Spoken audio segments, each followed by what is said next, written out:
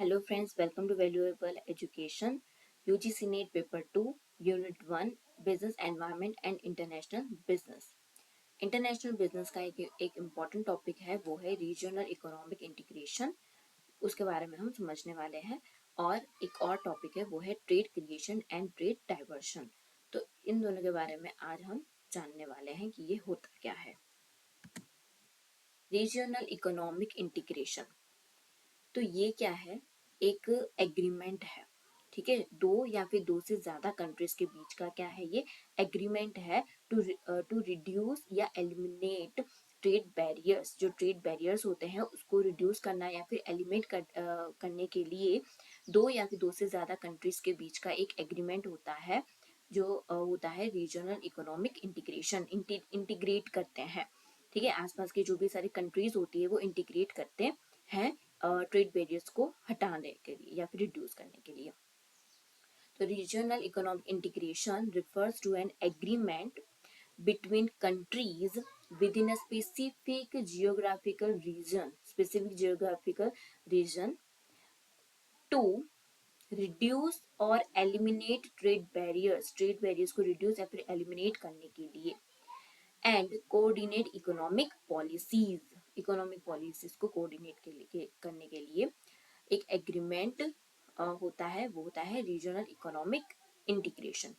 The primary goal is to enhance economic cooperation को enhance करना, increase trade को increase करना, promote economic growth among member nations. जो भी सारे मेंबर नेशंस हैं एक इंटीग्रेशन करते हैं तो एक जो ग्रुप बनता है कंट्रीज का, तो उसके अंदर जो जो भी कंट्रीज होती हैं उसे मेंबर नेशंस कहते हैं। तो जो मेंबर नेशंस हैं तो उनका इकोनॉमिक ग्रोथ को प्रमोट करने के लिए, ट्रेड को इंक्रीज करने के लिए रीजनल इकोनॉमिक इंटीग्रेशन किया जाता है। It involves agreements among countries to facilitate the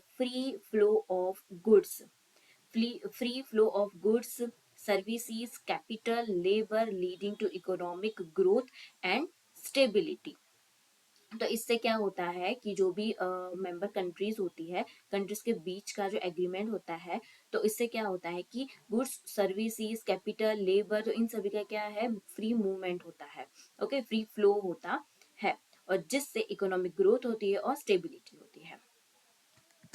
अब इसके टाइप्स समझ लेते हैं, types of regional economic integration. तो फर्स्ट है preferential trade agreement.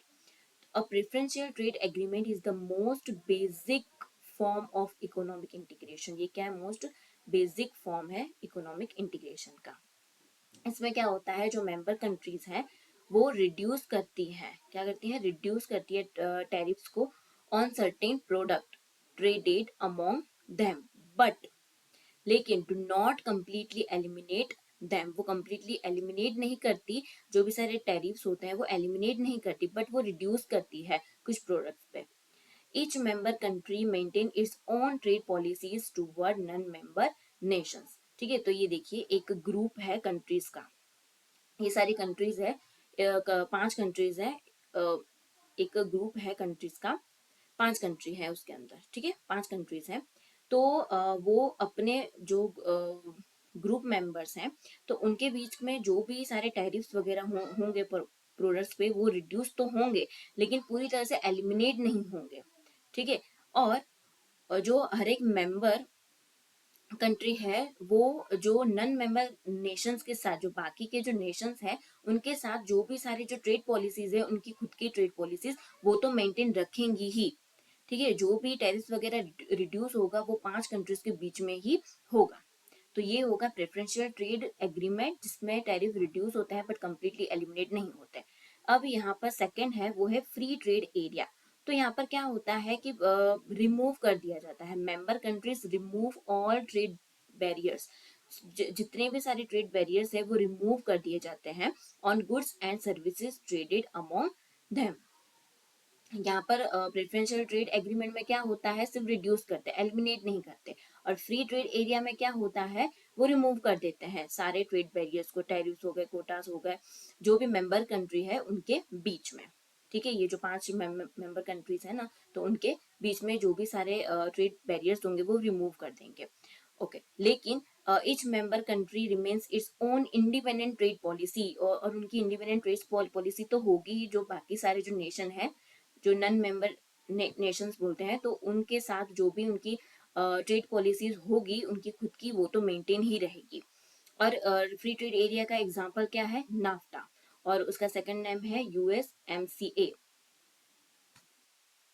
United States Mexico Canada agreement. ठीक है, तो ये इसका एग्जांपल है।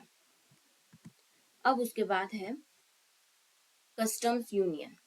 ठीक है, तो कस्टम यूनियन जो है वो फ्री ट्रेड एरिया के सिमिलर ही होता है, यानी फ्री ट्रेड एरिया जो है उसका सारी कैरेक्टरिस्टिक्स हैं वो तो आएंगी ही आएंगी कस्टम्स यूनियन में।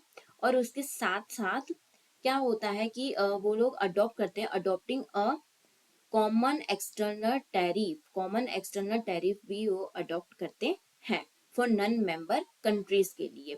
ठीक है, उसका मतलब ये होता है कि this means that all member countries charge the same tariff. जो सारी की सारी मेंबर कंट्रीज हैं, हमने एग्जांपल में 5 ली थी ना, तो 5 मेंबर कंट्रीज जो है वो सेम टैरिफ चार्ज करेंगी, टैरिफ रेट्स चार्ज करेंगी on imported from outside the union. ये जो यूनियन है उसके आउटसाइड जो भी कंट्रीज होंगी उनके लिए एक सेम टैरिफ रेट चार्ज करेंगी, वो होता है कॉमन एक्सटर्नल टैरिफ। तो ये हो गया कस्टम्स यूनियन। अब उसके बाद है कॉमन मार्केट। तो कॉमन मार्केट में एक तो कस्टम यूनियंस के भी आएंगे कैरेक्टरिस्टिक्स, ठीक है, कस्टम यूनियन के भी आएंगे और साथ में उसका एक खुद का भी है। वो क्या है कि common market based upon a custom unions by allowing free movement of goods services capital and labor। इसके अंदर कैपिटल और लेबर जो है वो भी ऐड हो जाएगा। ठीक है, फ्री मूवमेंट होगा capital labour among member Nations. ठीक है, जो बाकी के जो सारे थे टाइप्स, ठीक है, तो उसमें क्या था, जो भी मेंबर नेशंस थे उनके बीच में गुड्स सर्विसेज उनका फ्री फ्लो होता था। ठीक है, और साथ में एक कस्टम यूनियन का भी ऐड हो गया, वो क्या है, कॉमन एक्सटर्नल टैरिफ। और अब कॉमन मार्केट के अंदर क्या होगा, जो कैपिटल और लेबर है वो उसका भी फ्री मूवमेंट होगा। ठीक है, among member Nations. This means that businesses can operate freely in any member country. And जो बिजनेस है वो किसी भी मेंबर कंट्री में वो फ्रीली कर सकते हैं, ऑपरेट कर सकते हैं, और जो वर्कर्स हैं वो भी मूव कर सकते हैं, move across borders without restrictions. उनका भी फ्री मूवमेंट होता है वर्कर्स का भी among member countries. However economic policies और जो भी इकोनॉमिक पॉलिसीज होती है वो तो इंडिपेंडेंट ही रहेगी, में स्टिल भी इंडिपेंडेंट। जो इकोनॉमिक्स पॉलिसीज है वो तो हर एक नेशन की खुद खुद की अलग ही रहेगी। ठीक है, उसमें कोई भी चेंजेस नहीं आएंगे, सिर्फ कैपिटल और लेबर जो है उसका फ्री मूवमेंट होगा, वो एक नया ऐड हो जाएगा। ओके, अब उसके बाद है इकोनॉमिक यूनियन। तो अब इकोनॉमिक यूनियन के अंदर जो इकोनॉमिक पॉलिसीज वगैरह है उसका भी क्या हो जाएगा, इंटीग्रेशन हो जाएगा। तो an economic union is more advanced form of integration. इन इंटीग्रेशन का एक मोर एडवांस्ड फॉर्म है, where member nations harmonize their economic policies. उनकी इकोनॉमिक पॉलिसीज हो गए, रेगुलेशंस हैं, लॉज है, वो भी सब क्या हो जाएगा, मेंबर नेशंस का वो भी एक हो जाएगा, सबका एक रहेगा। इकोनॉमिक पॉलिसीज रेगुलेशंस वगैरह लॉज वगैरह वो भी एक रहेगा। It may include a common currency. Common currency भी हो सकता है कि सभी जो मेंबर नेशंस हैं, जो हमने 5 एग्जांपल लिए थे कि 5 मेंबर कंट्रीज हैं, एक ग्रुप बना रही है, एक इंटीग्रेशन कर रही है, तो उसमें जो करेंसी होगी वो भी कॉमन रहेगी, इस तरह का। ठीक है, उनका जो इकोनॉमिक पॉलिसीज वगैरह है, रेगुलेशंस, वो क्या होगा, हो जाएगा, कॉमन रहेगा। And a central governing body to cooperate to coordinate fiscal and monetary policies. Okay, तो ये क्या होगा, इकोनॉमिक यूनियन। उसके अंदर जो इसके पहले वाला था क्या था, कॉमन मार्केट, वो भी ऐड हो जाएगा, इसकी भी सारी की सारी फीचर्स होंगे। और साथ में इकोनॉमिक यूनियन जो इसका खुद का है वो क्या है, इकोनॉमिक पॉलिसीज वगैरह वो भी सेम हो जाएंगी सब में। अब उसके बाद है पॉलिटिकल यूनियन। पॉलिटिकल यूनियन तो उसमें क्या होगा, फुल इंटीग्रेशन होगा। A political union is the highest, ये क्या है, हाईएस्ट फॉर्म है इन रीजनल इंटीग्रेशन का हाईएस्ट फॉर्म है। इसके ऊपर से भी एग्जाम में क्वेश्चंस आ चुके हैं कि हाईएस्ट फॉर्म कौन सा है, तो वो होगा पॉलिटिकल यूनियन। ठीक है, लोएस्ट कौन सा है, तो वो प्रेफरेंशियल वाला था, वो था। और कभी कभार एग्जाम में ऐसे भी क्वेश्चंस आते हैं कि उसको लाइन में अरेंज करना होता है, लोएस्ट टू हाईएस्ट करके। ठीक है, तो ऐसे ऐसे एग्जाम में क्वेश्चंस आते हैं। ओके, तो पॉलिटिकल यूनियन तो वो फुल इंटीग्रेशन है, और ये हाईएस्ट फॉर्म है रीजनल इंटीग्रेशन का, वेर मेंबर स्टेट्स जो है वो यूनिफाई दैट इकोनॉमिक, उनका जो इकोनॉमिक, पॉलिटिकल, फॉरेन पॉलिसीज, वो सब कुछ एक सिंगल गवर्नमेंट के अंडर आ जाता है। क्या हो जाता है, एक सिंगल गवर्नमेंट के अंदर होता है। This type of integration involve complete political and economic unity. Political, economic सब कुछ वो एक यूनिटी हो जाती है। ठीक है, often leads to the creation of a single nation state, एक सिंगल नेशन स्टेट क्रिएट होता है, और वो बहुत ज्यादा रेयर इन प्रैक्टिस है, प्रैक्टिस में बहुत कम होता है यूज। ठीक है, तो ये था पॉलिटिकल यूनियन। तो चलो, अब मैंने यहाँ पर समराइज करके रखा हुआ है सभी रीजनल इकोनॉमिक इंटीग्रेशंस को। एक तो फर्स्ट क्या था यहाँ पर, फर्स्ट था वो है प्रेफरेंशियल ट्रेड एग्रीमेंट। तो प्रेफरेंशियल ट्रेड एग्रीमेंट, तो उसमें क्या होता है, countries reduce tariffs on certain product, reduce ही करता है सिर्फ टैरिफ्स को।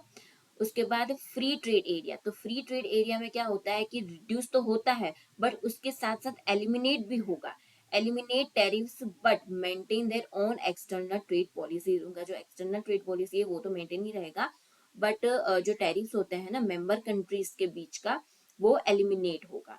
ठीक है, अब कस्टम्स यूनियन, तो उसके अंदर फ्री ट्रेड एरिया के भी फीचर्स तो होंगे ही, और साथ में एक और होगा, वो क्या होगा, common external tariff. External tariff क्या हो जाएगा, कॉमन। उसके बाद है कॉमन मार्केट, तो उसके अंदर कस्टम्स यूनियन के भी सारे फीचर्स रहेंगे, और उसके साथ साथ जो कैपिटल और लेबर जो है उसका भी क्या हो जाएगा, फ्री मूवमेंट होगा। ठीक है, free movement of goods, services, capital and labour, common market हो जाएगा। उसके बाद है इकोनॉमिक यूनियन, तो इकोनॉमिक यूनियन में एक कॉमन मार्केट के भी फीचर्स रहेंगे, और उसके साथ साथ क्या होगा, जो इकोनॉमिक पॉलिसीज है वो भी क्या हो जाएगा, सेम हो जाएंगे, सभी के सेम हो जाएंगे इकोनॉमिक पॉलिसीज, यानी deeper integration with harmonised economic policies. उसके बाद है पॉलिटिकल यूनियन, तो उसके अंदर इकोनॉमिक यूनियन के भी फीचर्स आ जाएंगे, इकोनॉमिक पॉलिसीज तो होंगी ही सेम, और उसके साथ साथ complete integration with a single government, single government से इंटीग्रेशन होगा। तो वो है पॉलिटिकल यूनियन, जो हाईएस्ट फॉर्म है। ओके, तो ये थे रीजनल इकोनॉमिक इंटीग्रेशन। अब पढ़ते हैं हम trade creation and trade diversion. तो trade creation and trade diversion जो है वो किसने इंट्रोड्यूस किया था, तो this term were introduced by Jacob Viner in his book the customs union issue 1950। ठीक है, तो ये आपको याद रखना है, बाय चांस आ सकता है एग्जाम में।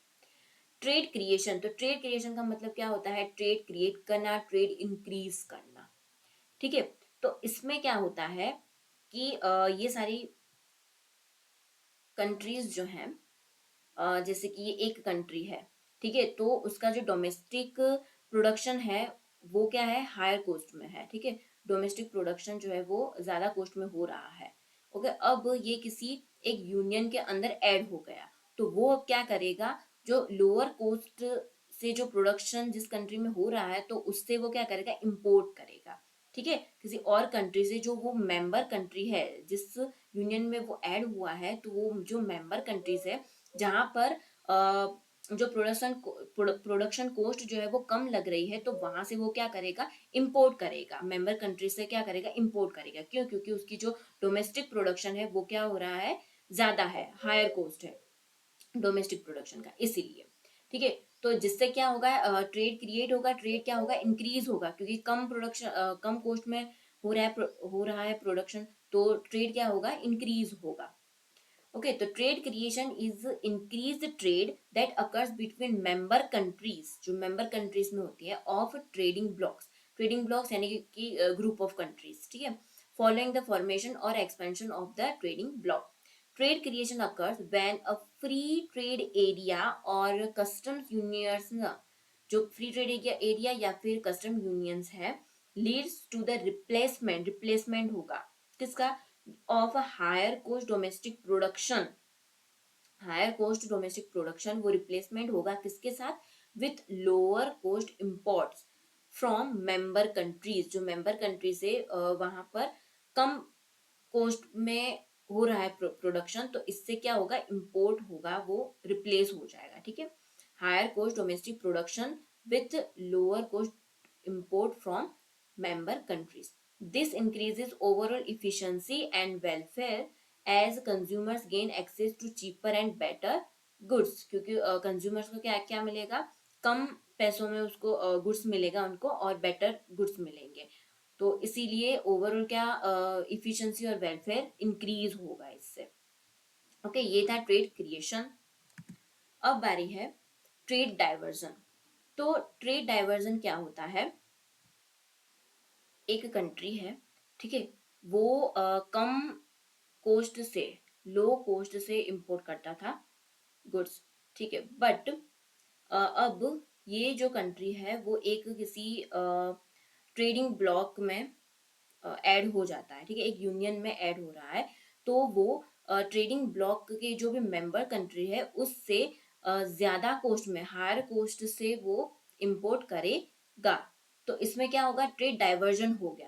पहले उसको लो कॉस्ट में करता था, वो उसको लो कॉस्ट में गुड्स मिल रहे थे, बट वो किसी एक यूनियन में ऐड हो गया, तो जिसकी वजह से वो क्या कर रहा है, हायर कोस्ट जो मेंबर है, हायर कोस्ट के हायर कोस्ट से वो इंपोर्ट कर रहा है, तो ये क्या होगा, ट्रेड डाइवर्जन हो गया, ठीक है। Trade diversion is the decrease in trade, decrease हो जाता है ट्रेड, ठीक है, following the formation of a trading block as trade with low cost, यहाँ पर क्या लिखा है कि trade with low cost non trading block members, वो पहले किसके साथ ट्रेड कर रहा था, low cost non trading block members के साथ, ये क्या है, low cost non trading member है, उसके साथ ट्रेड कर रहा था, और वो रिप्लेस हो गया by trade with relatively high cost trading block member, ये अब ब्लॉक मेंबर का एक मेंबर बन चुका है, तो इसीलिए वो क्या करेगा, high cost trading block member से ट्रेड करेगा, वो क्या हो जाएगा, रिप्लेस हो जाएगा, डाइवर्जन हो गया ये ट्रेड में। This can lead to inefficiency and welfare loss, inefficiency भी हो सकती है और इससे क्या हो सकता है, वेलफेयर लॉस भी हो सकता है, बट किसी किसी केसेस में, but in some cases national welfare could improve despite the trade diversion, तो नेशन को इम्प्रूव भी हो सकता है या फिर इफिशिएंसी कम भी हो सकती है, ठीक है, एडवांटेजेस भी मिल सकते हैं और डिसएडवांटेजेस भी मिल सकते हैं इससे, ट्रेड डाइवर्जन से। तो ये था ट्रेड क्रिएशन और ट्रेड डाइवर्जन। आपको ये वीडियो अच्छा लगे तो उसको लाइक करें, शेयर करें और सब्सक्राइब करें मेरे चैनल को। ऐसे ही वीडियोस के लिए यूजीसी नेट कॉमर्स के बहुत सारे लेक्चर्स में लेके आने वाली हूँ, तो आप मेरे चैनल को सब्सक्राइब कर लीजिए। Thank you.